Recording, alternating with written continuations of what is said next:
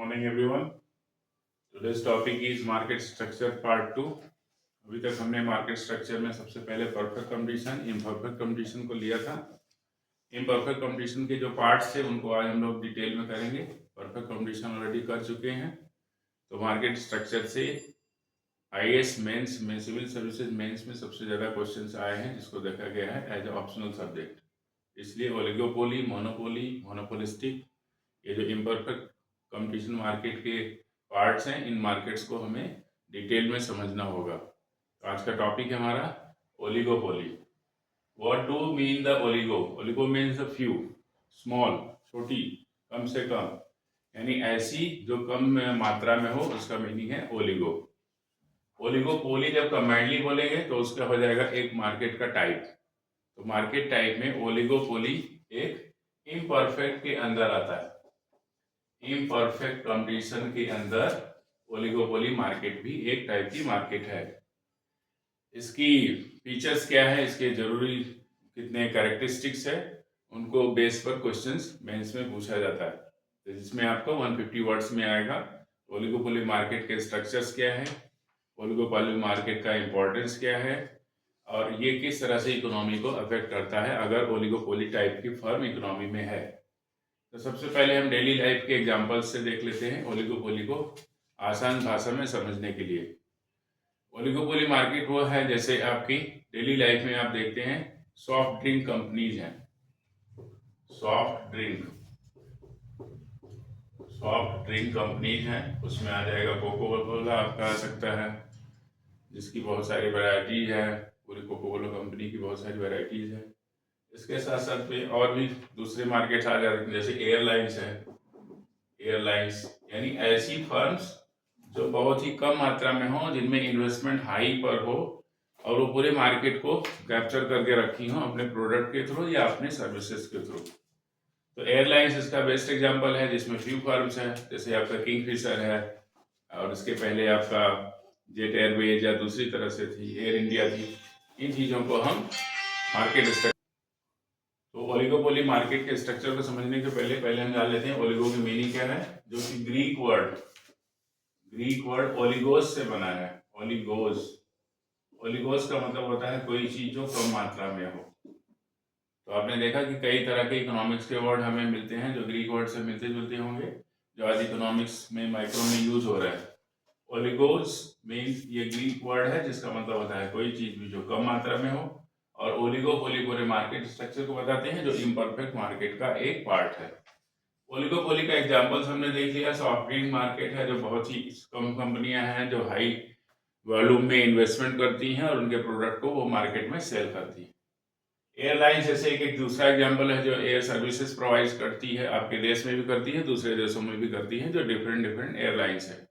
तो ऐसी कंपनियां जो कि फ्यू नंबर्स में हो लेकिन हाई वॉल्यूम का इन्वेस्टमेंट हो और वो गुड्स एंड सर्विसेज प्रोवाइड करती हो, ऐसी कंपनियों को हम बोलेंगे पूरी तरह से ओलिगोपोली मार्केट स्ट्रक्चर की कंपनीज हैं। ओलिगोपोली मार्केट स्ट्रक्चर का कैरेक्टरिस्टिक्स इस तरह से समझ सकते हैं कि सबसे पहली बात, इसका साइज ऑफ नंबर्स कम होगा, स्मॉल इन साइज,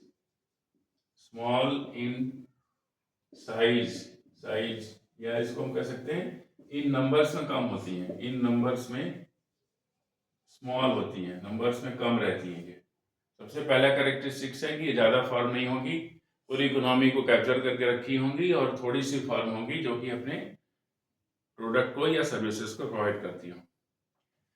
मोनोपोली के जैसे नहीं है कि वहां पर एक सेलर हो और पूरी तरह से, जैसे इंडियन रेलवे है तो पूरी तरह से उसने कैप्चर करके रखा हुआ है आई, तो इंडियन रेलवे हो गया मोनोपोली टाइप का। लेकिन यहाँ पर और भी ऐसे सॉफ्टवेयर कंपनीज हैं जो अपने प्रोडक्ट को लॉन्च करती हैं, साथ साथ में एयरलाइंस कंपनीज हैं जो अपने एयरवेज या एयर ट्रांसपोर्ट को प्रोवाइड करती हैं। इसलिए मोनोपोली से बिल्कुल अलग है। मोनोपोली में सिंगल कंपनी रहेगी या सिंगल ऑर्गेनाइजेशन रहेगा, लेकिन इनमें नंबर्स कुछ बढ़े हुए होंगे लेकिन इतने भी ज्यादा नहीं होंगे। तो इस तरह से पहला ये चीज हुआ। दूसरा चीज हुआ कि ओलिगोपोली लिमिटेड कंपटीशन की है, क्योंकि नंबर्स में कम है तो इसीलिए यहाँ पर लिमिटेड कंपटीशन भी है। It has a limited competition. Limited competition किससे होगा? आपस की कंपनियों से होगा। लिमिटेड कंपटीशन भी इनके अंदर होगा, क्योंकि वो आपस की कंपनियां भी कम होंगी जो उसी प्रोडक्ट को प्रोवाइड करती होंगी। इसलिए हम ओलिगोपोली को बोल सकते हैं कि लिमिटेड कंपटीशन वाली फर्म होती हैं और ये मार्केट को कैप्चर करके रखती हैं with the specific goods and services.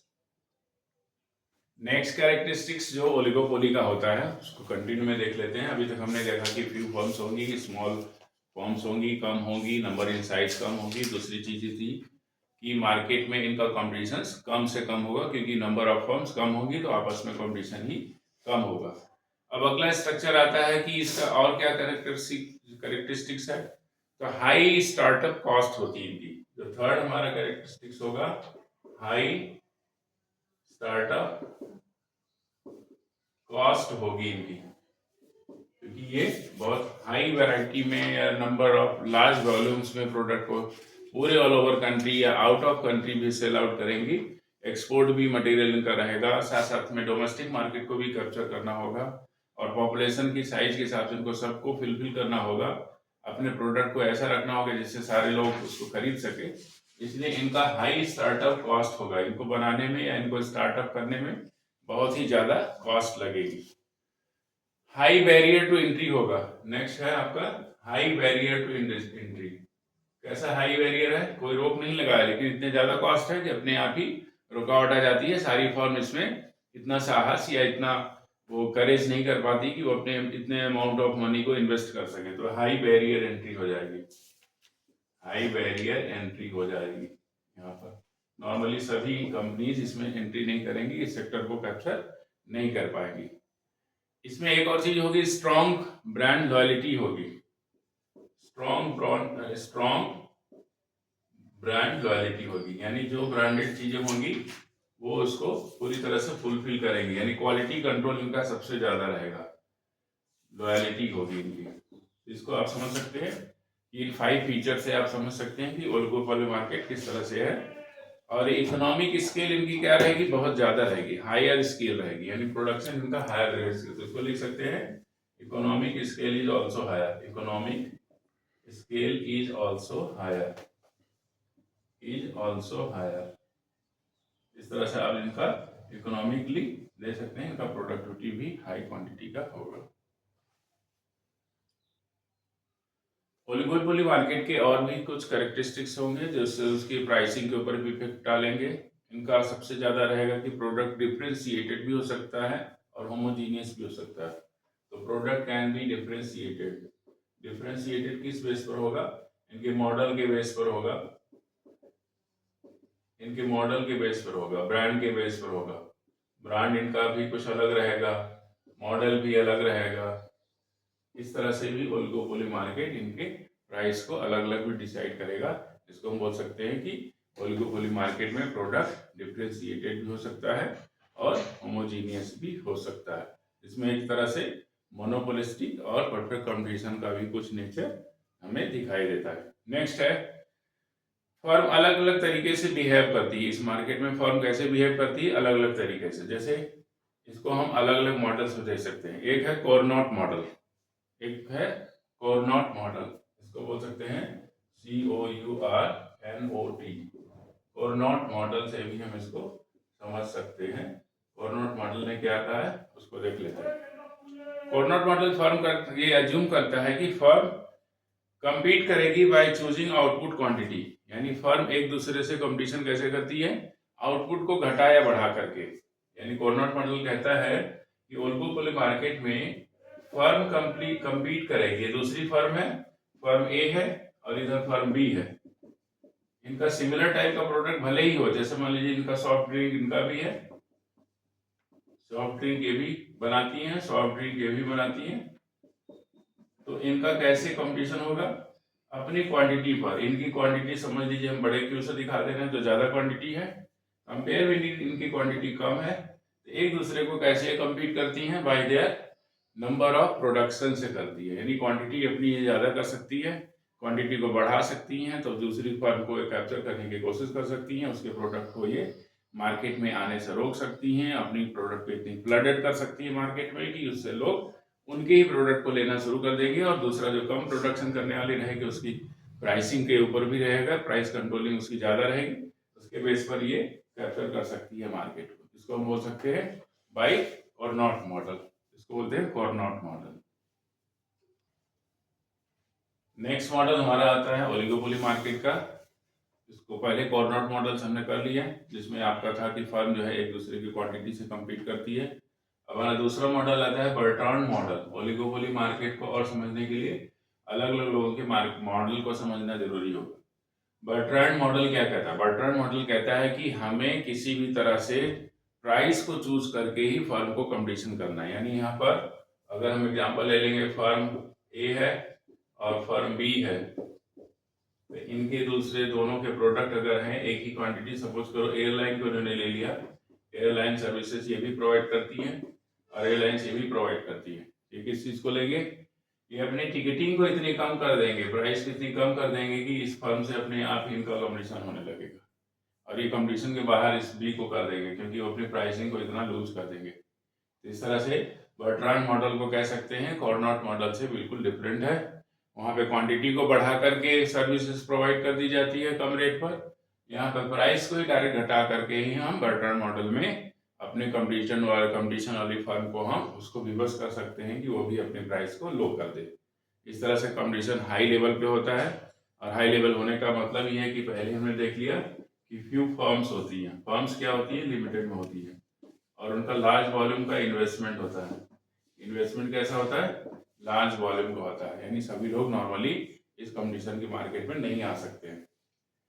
Bertrand model और क्या कहता है? तो कहता है कि बिल्कुल पोटेंशियल रहेंगे हम अपने प्राइस को लेकर के, यानी हम करेंगे डाउन टू मार्जिनल कॉस्ट। ये कहती है कि हम मार्जिनल कॉस्ट के भी नीचे जाएंगे, बिलो द मार्जिनल कॉस्ट इसको बोल सकते हैं, बिलो द मार्जिनल कॉस्ट भी ले जाएंगे। तो ये बर्ट्रांड मॉडल का एक कैरेक्टरिस्टिक्स है, जिसमें उसने सबसे ज्यादा प्राइसिंग को लेकर के काम किया है।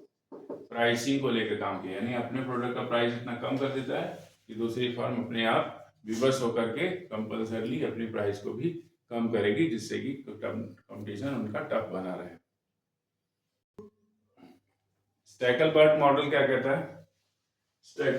स्टैकलबर्ग मॉडल कहता है, जो कि ओलिगोपोली को ही इसने डिसाइड किया था, ये कहता है कि मैं लीडर बन करके प्राइस को डिसाइड करूंगा और सभी लोग मेरे फॉलोवर्स रहेंगे। यानी दूसरी फर्म ए, ये है ए, ये है बी और ये है सी, ये लीडर बनेंगे और इनके फॉलोअर्स रहेंगे बी और सी। तो ये एक तरह से कंपटीशन कैसे हो रहा है? ए और बी और सी में हो रहा है, और ये कह रहा है कि हम लीडर बन करके करेंगे किस चीज का? प्राइस को हम डिसाइड करेंगे, हमारे फॉलोअर्स दूसरे लोग रहेंगे। ये कहता है स्टैकलबर्ग मॉडल। इसको कहता है कि हम ओलिगोपोली मार्केट की फर्म है, हम प्राइस को डिसाइड करेंगे और दूसरे लोग हमारा फॉलो करेंगे। अगर हम बढ़ाते हैं तो ये लोग भी बढ़ाएंगे, अगर हम घटाते हैं तो ये लोग भी घटाएंगे। इस तरह से ये भी एक तरह से अलग तरह से बर्ट्रांड मॉडल की तरह ही है, जिसमें फर्म अपनी प्राइस को कम कर करके मार्केट को कैप्चर करती है। यहाँ भी चूजिंग द लीडरशिप आ जाती है प्राइसिंग को लेकर के। King demand curve. King demand क्या होती है? अगर आप किसी डिमांड कर्व को बनाते हैं और वो पहले प्राइस को लेकर के इलास्टिक रहती है, उसके बाद वो इन इलास्टिक हो जाए, यानी आपका मॉडल इस तरह से बनेगा, ये हो गई प्राइस, ये हो गई क्वांटिटी। तो किंग डिमांड कहाँ पर? यहाँ पर किंग बन रहा है। किंग क्या कह रहा है यहाँ पर? किंग कह रहा है कि एक समय तक अपनी प्राइस को लेकर के चलेंगे और दूसरी समय पर प्राइस के हम रिल्यूकेंट हो जाएंगे, यानी यहाँ पर रिजिडिटी का कॉन्सेप्ट आता है। तो किंग डिमांड का मॉडल कहता है कि हम बिल्कुल सजेस्ट करेंगे कि फर्म डिमांड कर्व को फॉलो करती है। जैसे प्राइस राइज होगी, तीन चीजों को करेगी। प्राइस राइज की केस में क्या होगा? यानी प्राइस इंक्रीज की केस में क्या होगा?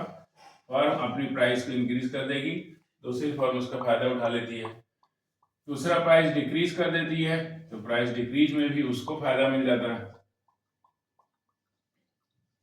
तीसरी चीजें हैं प्राइस को रिजिड कर देती है, यानी प्राइस को ऐसा फिक्स कर देगी कि दूसरी फर्म आगे निकल गई रहेगी और ये फर्म अपनी प्राइस को फिक्स करके ज्यादा से ज्यादा कंपटीशन को कैप्चर करने की कोशिश करेगी। तो इसमें हम बोल सकते हैं किंग डिमांड कर्व में बिल्कुल डिमांड कर्व पहले स्लोपिंग डाउनवर्ड रहेगा, जैसा कि उसका डिमांड का लॉ भी है। जैसे प्राइस हाई होती है तो उसकी डिमांड कम होती जाती है, फिर एक समय ऐसा आएगा कि अपनी प्राइस को फिक्स करके रखेगी तो डिमांड कर्व कोई अफेक्टेड नहीं होगा, और फाइनली प्राइस को डाउनवर्ड भी कर सकती है, जिससे कि दूसरी फर्म से वो कंपटीशन भी कर सके।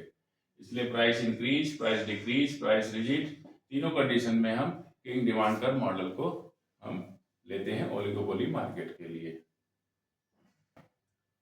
सबसे पहले बात आती है कि अगर हम एमसीक्यू क्वेश्चन आता है प्रीलिम्स में कि ओलिगोपोली मार्केट के स्ट्रक्चर का एग्जांपल बताइए, तो डायरेक्टली क्वेश्चन में क्या दे देगा, ऐसे दे देगा एयरलाइंस, सीमेंट, राइस, इस तरह के प्रोडक्ट को दे देगा और कहेगा कि आप बताइए कि इसमें से कौन सा सबसे बेस्ट सुटेबल एग्जांपल है आपके ओलिगोपोली मार्केट का। तो आप इसको लिख सकते हैं airlines is the best suitable market, क्योंकि फ्यू फर्म्स है जो कि एयरलाइन सर्विसेज प्रोवाइड करती हैं। तो एग्जाम्पल के थ्रू भी आपको क्वेश्चन पूछा जाता है। एग्जाम्पल्स माइंड में रहेगा तो आपके एमसीक्यू क्वेश्चन भी सॉल्व हो जाएंगे प्रीलिम्स के लिए। और अगर पूरी तरह से मेंस का क्वेश्चन आता है तो ओलिगोपोली मार्केट का स्ट्रक्चर आएगा, मोनोपोली का स्ट्रक्चर आएगा, मोनोपोलिस्टिक आएगा, प्रॉपर कंडीशन आएगा। इस तरह से आप अलग अलग मार्केट स्ट्रक्चर को कंबाइंडली पढ़ करके एक अपना नोट्स बना सकते हैं।